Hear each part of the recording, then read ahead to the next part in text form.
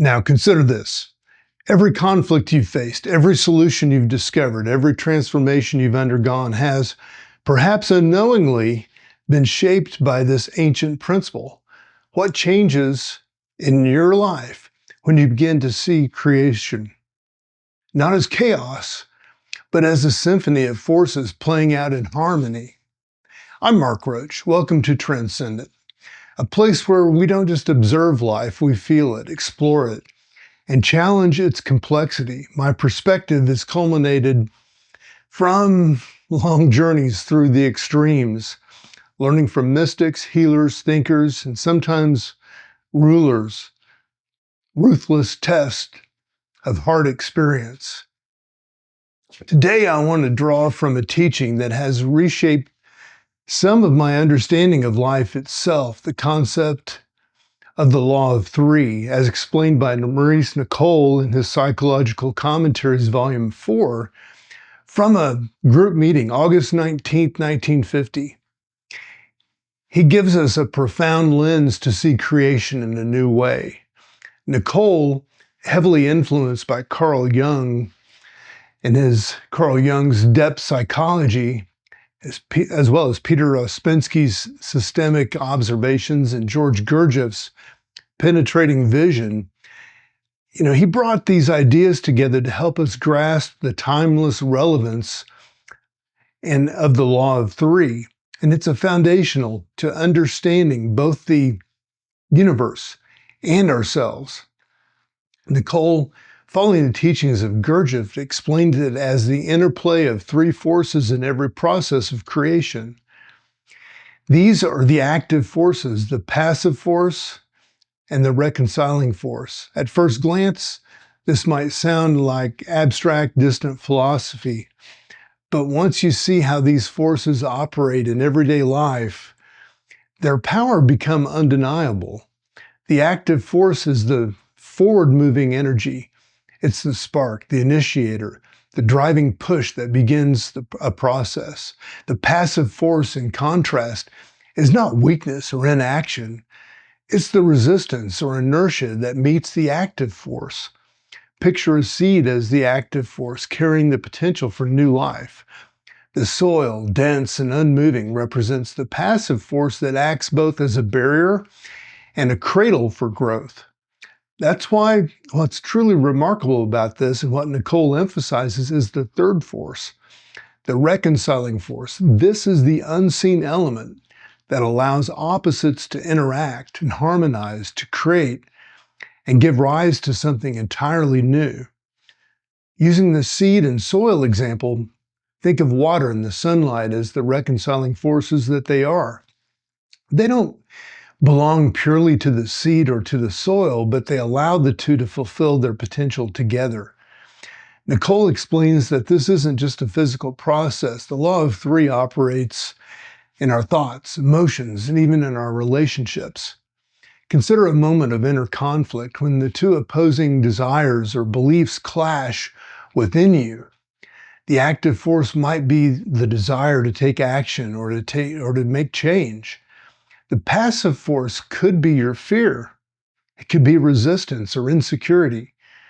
Without the reconciling force, these two might remain stuck in a standoff. But when a third element enters the scene, be it courage, insight, or external support, that third force bridges the gap, allowing unresolved tension to transform into clarity or growth. Gurdjieff often illustrated this dynamic in his teachings about human development. While active and passive forces are readily observable in daily life, the reconciling force is harder to notice because it often operates beneath the surface and beneath our identity and maybe some of the false claims that we make. Nicoll takes this insight to show us how much of humanity struggles and comes from failing to recognize or enlist the reconciling force in our pursuits. We push, we resist, but without a third element, we stay locked in the cycles of repetition. This teaching ties directly into Nicoll's broader framework of the ray of creation. According to the universal model, every level of existence functions with the interplay of these three forces. From the structures of atoms to the movements of galaxies, creation involves a constant loop of action, resistance, and reconciliation. What grounds this idea is its simplicity. If you look closely enough, you can see it everywhere, in negotiations, in art, and even the way families and societies evolve. A practical example that Nicole used was in the context of relationships. Picture an argument with a loved one. The active force might be your insistence on bringing or on being heard by your partner. The passive force could be their defensiveness. How often do we witness conversations stuck in the tug of war, each party entrenching deeper and deeper into their positions? But then, imagine introducing kindness or empathy as the reconciling force. The atmosphere changes. The two oppositions begin to soften, leading to something neither person could have reached alone. What makes the law of three so impactful is its ability to challenge this binary, either or polarity, this thinking. We're often trained to see the world as oppositional, success or failure, love or hate, right or wrong. Nicole reminds us that life operates through triads, through the interaction of oppositional forces reconciled by a mediator. Recognizing this invites us to stop fighting against resistance and instead to look for what can unite opposing energies. Nicole points to our inner work as a means to consciously engage with the law of three. This isn't passive observation, it's intentional, requiring effort to develop the capacity to see beyond the duality. True creation, whether in our personal growth, spiritual understanding, or even artistic expression, requires all three forces in motion. The beauty of Nicole's teaching lies in its humility and its simplicity. He doesn't claim that this understanding will solve all conflicts or eliminate suffering, but he insists that recognizing and working with the law of three offers a pathway through our struggles, helping us to create meaning, resolution, and importantly, new possibilities from the raw materials of life.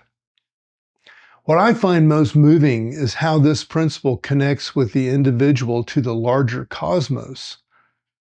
It's easy to feel isolated in our challenges, to think that our pain or our efforts don't matter.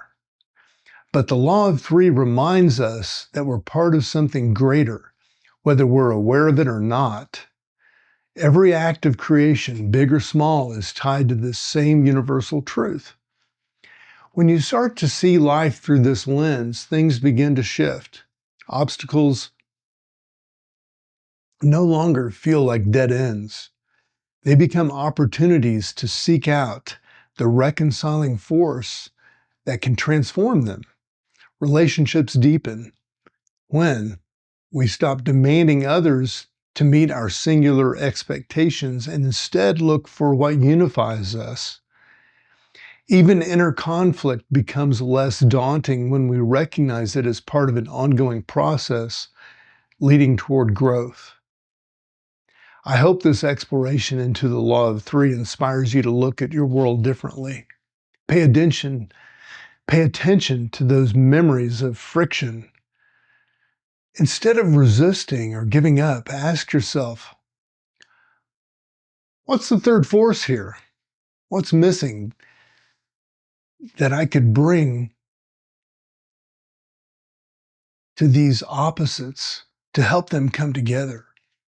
Sometimes the answer isn't obvious, but once you see it, it'll feel like something you've always known. Nicole's brilliance lies in connecting us to ideas that are universal yet deeply personal. The law of three isn't just a model of creation, it's a framework for understanding our lives, our connections, and our potential. May this insight guide you to new opportunities for harmony and transformation in your own life. I'm Mark Roach. This is Transcendent, wishing you all the best.